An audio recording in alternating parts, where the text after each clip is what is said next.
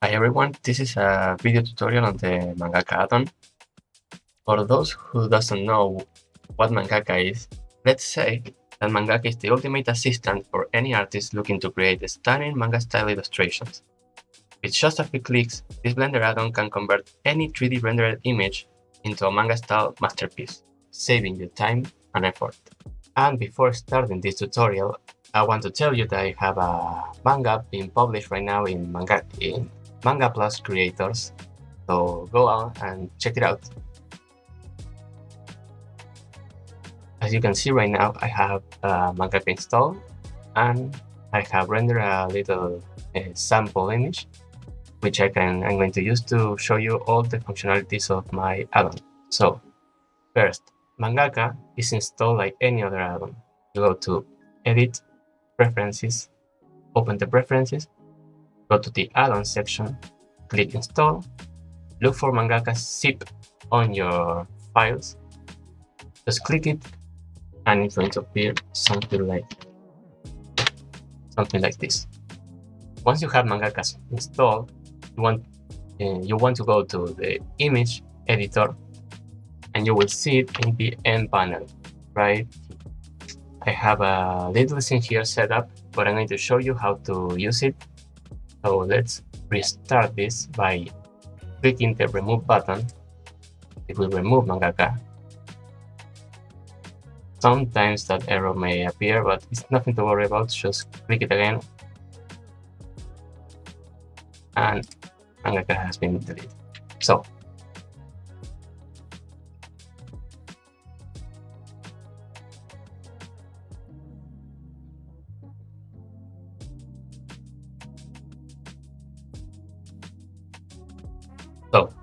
before hitting the render button, what you must do is come here to the Mangaka tab and click the draw button. It will prompt you an input. Here you are going to input the name of the first layer. I'm going to set it up to base. Before starting the configuration, you must have a compositor area somewhere in your screen. This is because the Blender won't update the compositor if this area is not present. You can see, if I make it disappear and I try to change some of the settings, it won't have any effect on the image. So, delete a screen, place a compositor somewhere, and just hide it. It doesn't have to be visible, just somewhere. And now, see, the compositor is getting updated. When you have that, just hit render, and you will have something that looks like this. So this image needs a lot of configuration. So that configuration is going to be done right here in the configuration panel. So let me explain you what you will find in the UI. First, you will have the Mangaka panel, in which you can reset your Mangaka session, or you can remove it completely. This means that Mangaka will no longer be affecting your render image. Then you have the layer panel, in which you're going to control and create your layers. Then you have the configuration. This is the most important part of the add-on, in which you are going to tweak all the settings I have set up for you, including the line type, line thickness, the tones, and everything you need to make your manga image looks exactly what you want it to look like. And also, of course, a layer selection item. Okay, so before going into the layer system, I want to show you everything Mangaka has to offer you in terms of configuration. So first, you have, of course, the layer selection. First, you have the layer selection enumerator, in which you're going to be able to select the layer you are configuring. Right now, we have just one layer, and it's the base layer. So then, anti-aliasing. Anti-aliasing, as in video games, helps you mitigate the shagginess of the lines. Let's remove it, for example, and as you can see, everything is now like jagged. This is something some mangakas actually want in their final picture, because it looks like more like a scan paper line, something like that. But other mangakas may want to have aliased lines and a more soft appearance to their final drawing. So that's what I allow you to turn it on and off. Then we have the brightness that controls the brightness of your layer. Let's say up to 2. As you can see, it's going brighter. And then you have 3 different panels: lines, tones, and clipping settings. Let's go through them in order. First, the lines. First, the line configuration. Here, the first thing you're going to see is the line type selector. You have basic, advanced, or edge node 1.2x4. The basic line detection system is based on the image, the pixels on your image, nothing more. And it uses sharpen and some other algorithms to find the edges. As you can see, it's not really good at finding edges, but it's really useful for things like plants or nature assets, or maybe some organics background elements like statues or other stuff. It is controlled with the settings on this box.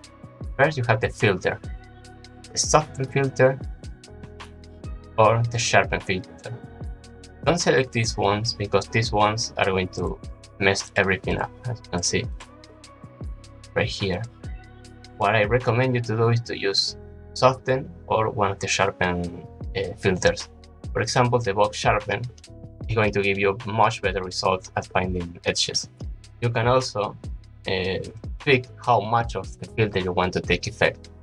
0% is just the image without any filter, and 100% is the filter applied. You will see better right here. So soften allows you to give more vagueness to your image, to your nature element, for example. And a filter, a sharpen filter, is going to give you a lot more detail in them. You can see right here. Then it's the threshold setting. With this one, you're going to control how much black, or let's say how dark your dark pixels are going to be. For example, here is a shadow. Here you have a shadow, and the more black I add to the threshold, the darker it's going to look. You can see it's getting really, really black. Then you're going to have the clipping option. I'm going to leave that for later. And finally, an outline. So if I add to this outline, as you can see, all the objects are going to receive an outline. This outline only affects the silhouette of the layer and not the individual elements of it. You can see. We're going to change the image type to advanced. So as you can see, this line type is much better at finding edges, but also a little bit more complicated to use. So let me show you here how to configure it. First, you're going to have what is called, I should add a label here, what I call the sensibility threshold. So more white, more lines, less white, less lines. That's how this sensibility threshold works. Let's leave it here. You can change the interpolation in order to get a more desirable effect. Like this is the constant interpolation. As you can see, it removes all the gray kind of thin lines. A B-spline, on the other hand, is going to add a lot of kind of grayish lines to your scene, like this one right here. It depends on your taste, and it's nothing. It depends on your personal taste, so feel free to configure it whatever you like it. Then we're going to have the line correction setting. This is going to help you with some of these jagged lines, like here in this car, to smooth them. You can see it removes some of these unwanted lines, like this one that get cut, for example, that get interrupted. Sorry. It may help you to mitigate that effect. It's not perfect, but sometimes it helps quite a lot.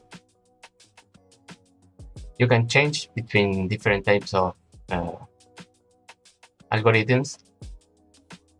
The best one, the one that gives the best results, are the Gaussian, the fast Gaussian, and the cubic. Again, we have clipping. We're going to go through that later.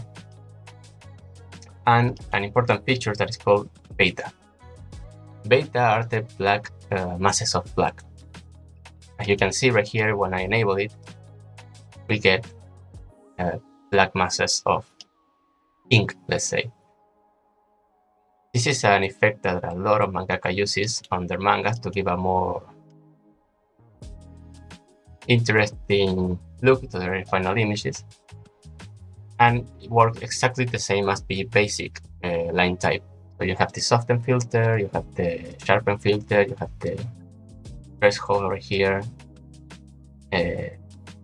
and so on, so on. After that, let's turn this off so you can see it better.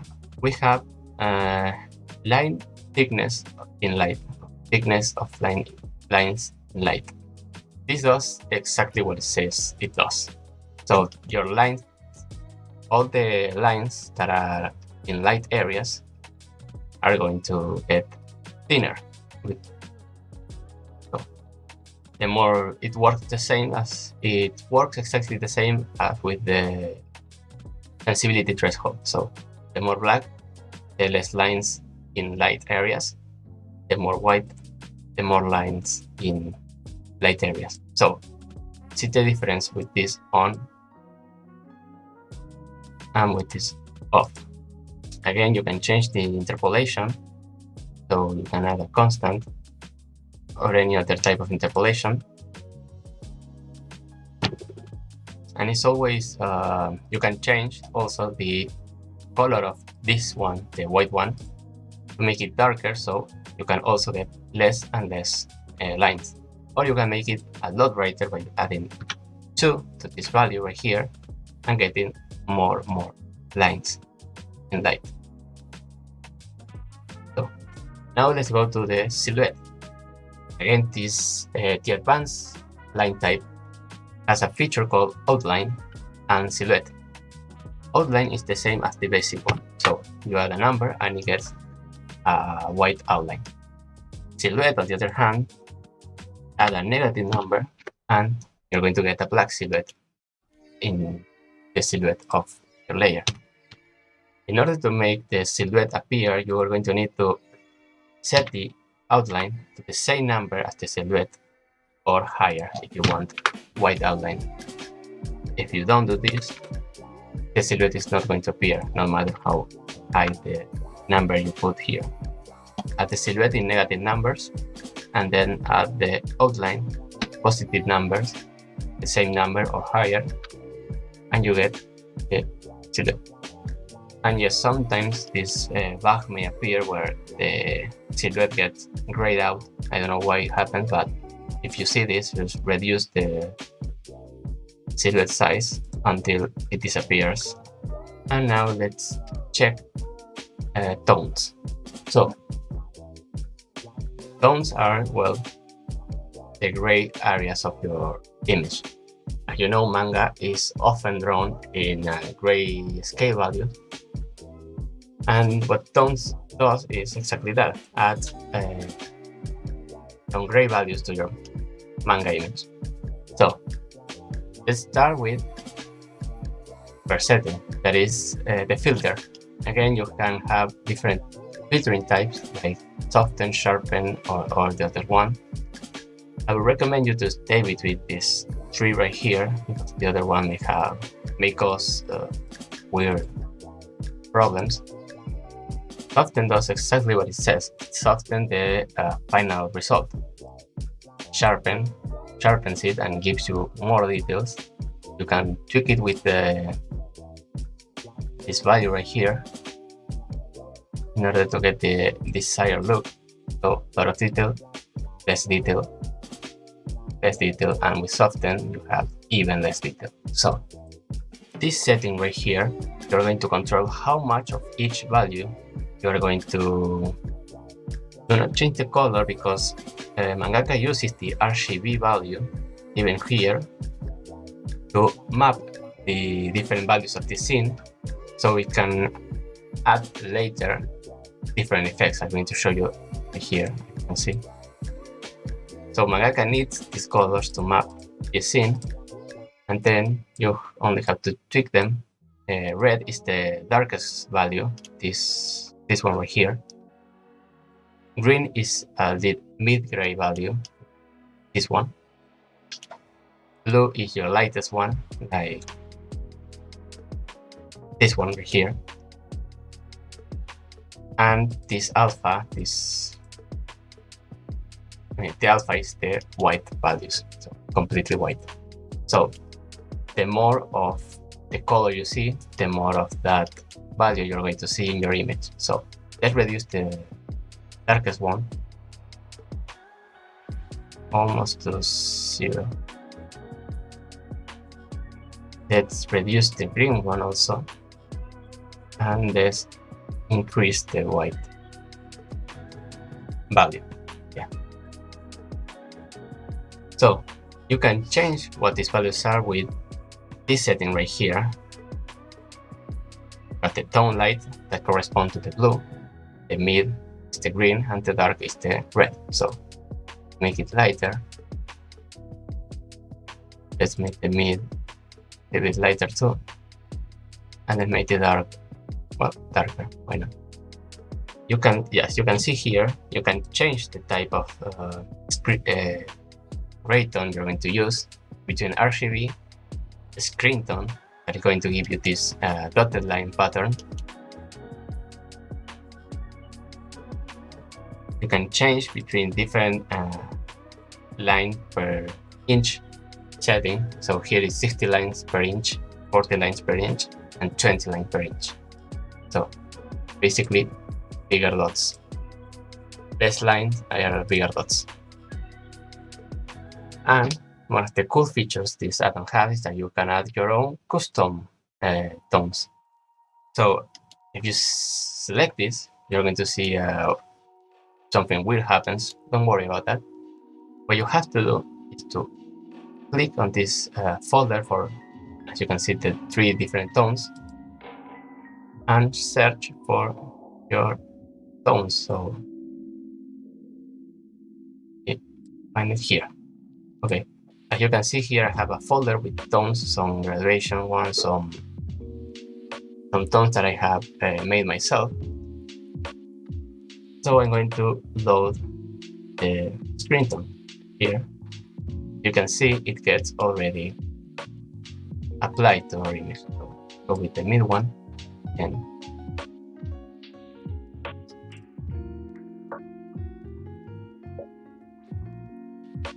we have gone through every setting except for clipping. So let's enable clipping. Why not? And let's remove tone for now. You can see what clipping does. What clipping does is that it's going to remove lines that are far away from us. So the more white we have in this setting right here, the more we are going to remove from the objects that are far away.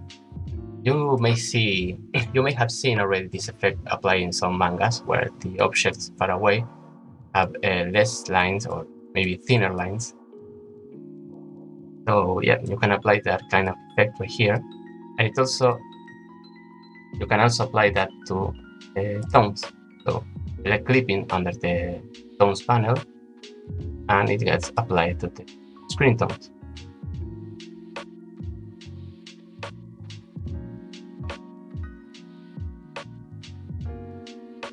Sometimes the sharpen filter is going to cause this kind of problem, but you can easily erase them in your drawing program. If I add a soften filter, you see they disappear. So now that we know how all the settings work, what they do and what they are for, let's remove the clipping. We have to talk about the layer system. So let's hide all of this and go to the layer panel. So I want you to see how the layer system works. So I'm going to show you in the compositor here what we are doing. So let's add a layer. We are going to call it, why not, car. So I'm going to car layer, and as you can see, a couple of things happen. First, these cryptomate nodes are getting created, and as you can see here,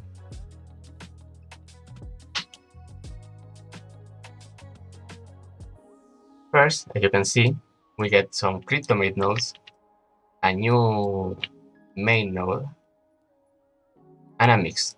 So what does this mean? First, it means that the layer system is based on cryptomate.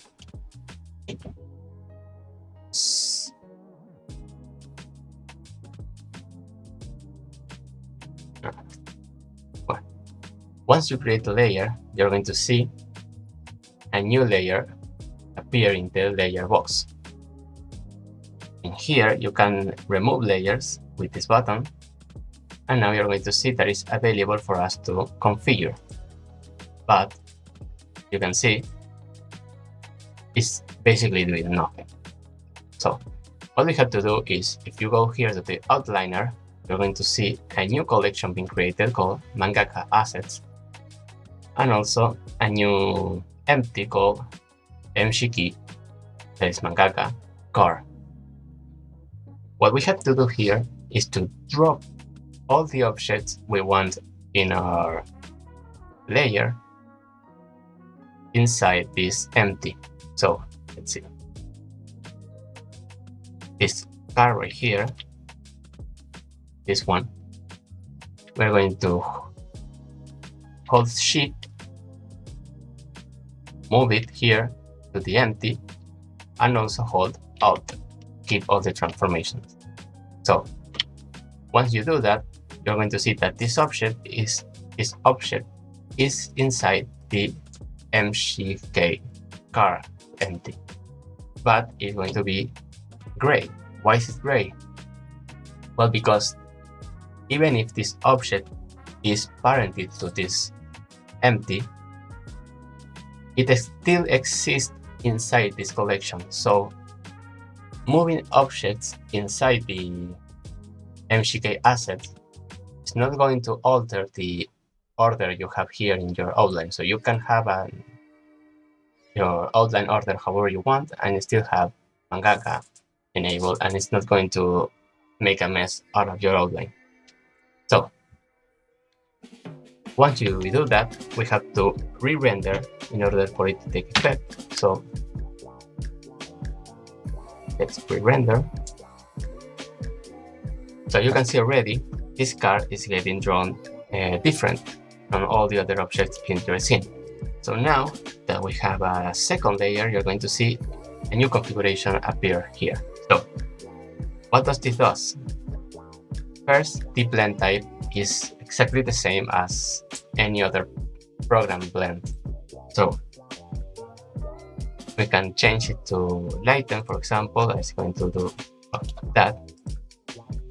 Add that. I'm going to add multiply. I'm going to multiply, and mix is going to be a normal. Here is well, as you can see right here, include the alpha in the second input in this operation. This is important to have it enabled because otherwise it's going to do this. So leave it enabled, and in here you're going to see a mute option that is going to allow you to disable this layer. And as you can see right here, this dot is getting turned off, let's say, because the layer is turned off. So you can see it works almost the same as Photoshop layer, for example, except that it's going the other way around. So usually you see your layers going from the bottom one to the top one.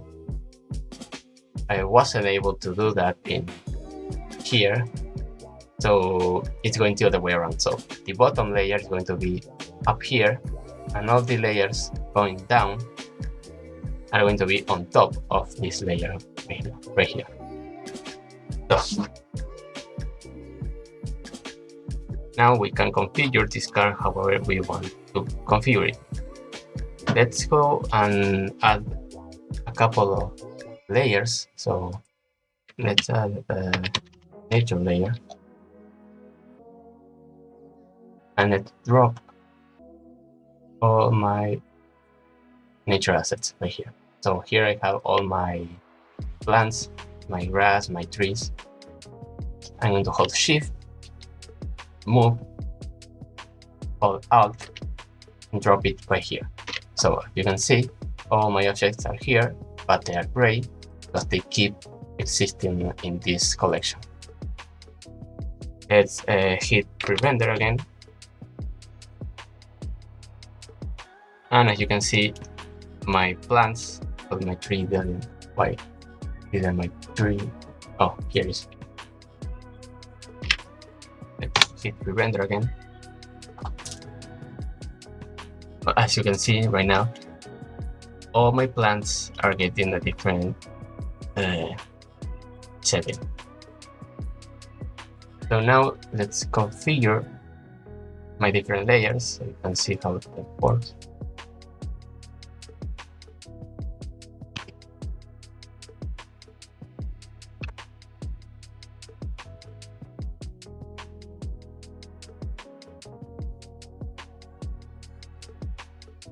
Okay, you may have already seen that I didn't talk about this button that is called Apply to All.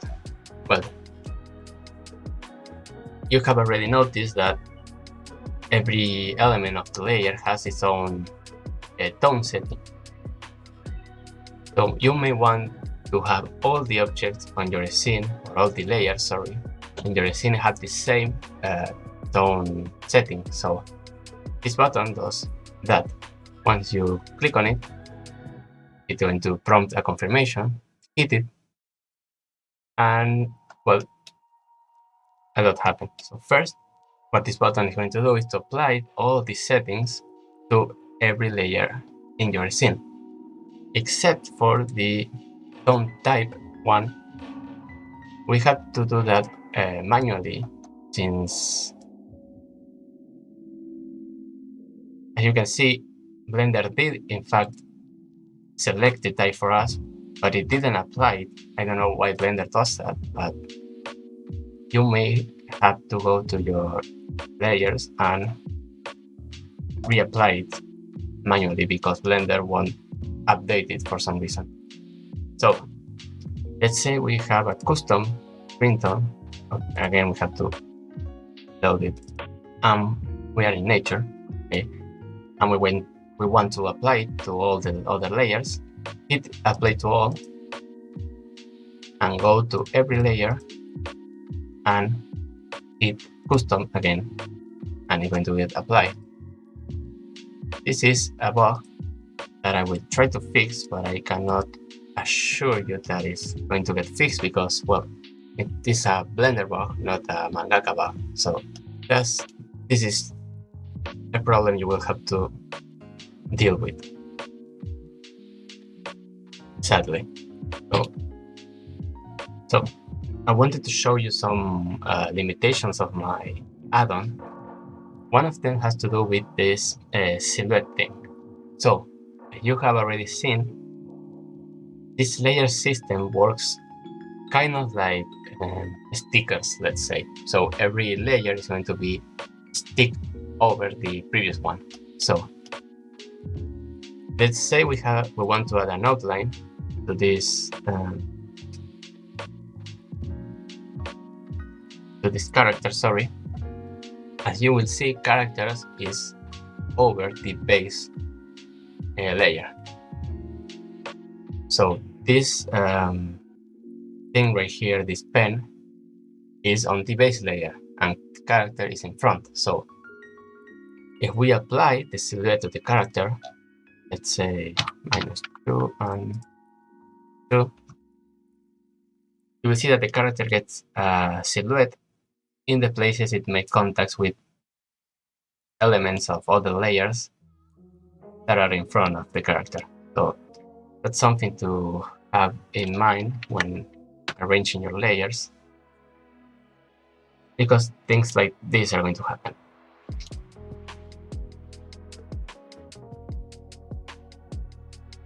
So to sum up, let's say that if you have an object from a under layer in front of a object in a front layer, it's going to have an outline surrounding that object. Let's say you see it here with this grass blade on. But well, that's some of the limitations Mangaka has. So I think that's it for this tutorial. I hope it's been useful.